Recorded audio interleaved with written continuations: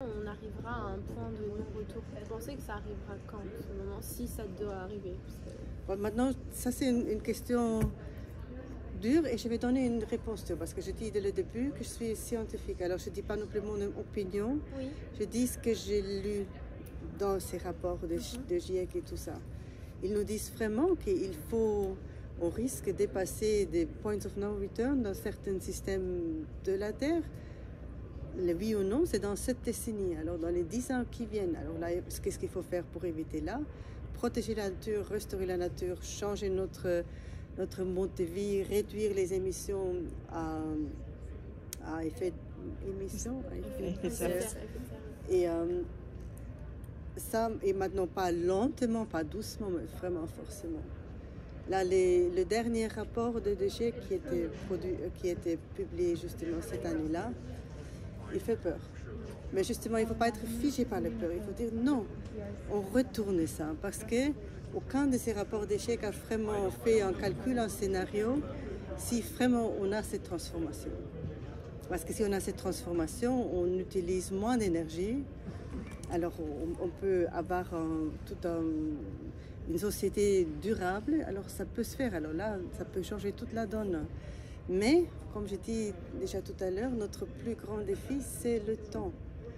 Alors, chaque fois quand j'entends quelqu'un dire « Ah oui, là, vous, quand vous êtes dans 20 ans, vous pouvez le faire », je dis « Alors, j'ai envie de laisser tranquille. » Non, ça, non. C'est nous. Alors là, c'était le fardeau à porter. C'est ces gens-là qui prennent des décisions maintenant. Et franchement, pour vous les jeunes, moi, parfois je me dis « Qu'est-ce que vous pouvez faire ?»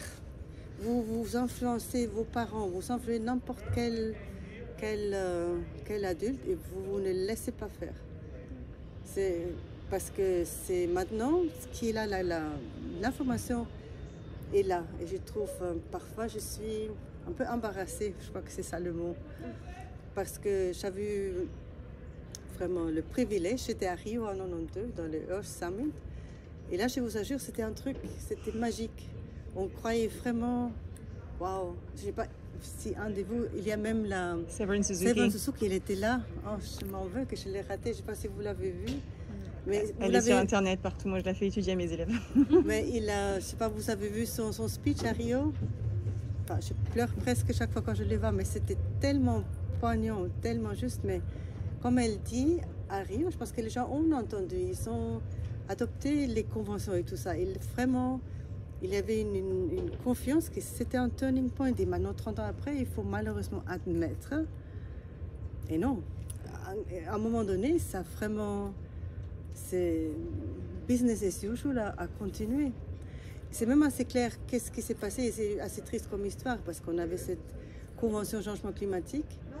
Et alors en même temps, c'était dans le livre de Al Gore, il écrit ça très bien, que malheureusement, il y avait des grandes industries qui ont investi, créé la doute. Alors payer des scientifiques pour publier. Et alors là, dans la grande majorité des gens, oui, bon, ces scientifiques, ils ne savent pas encore très bien, est-ce que ça se passe vraiment?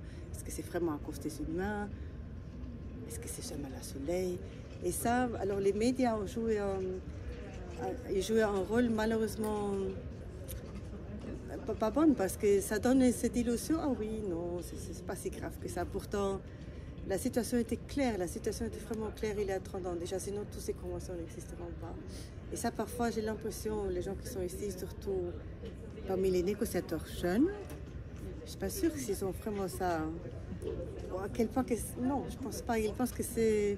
Maintenant, on découvre que changement climatique et biodiversité ensemble. Mais non, c'est déjà très clair.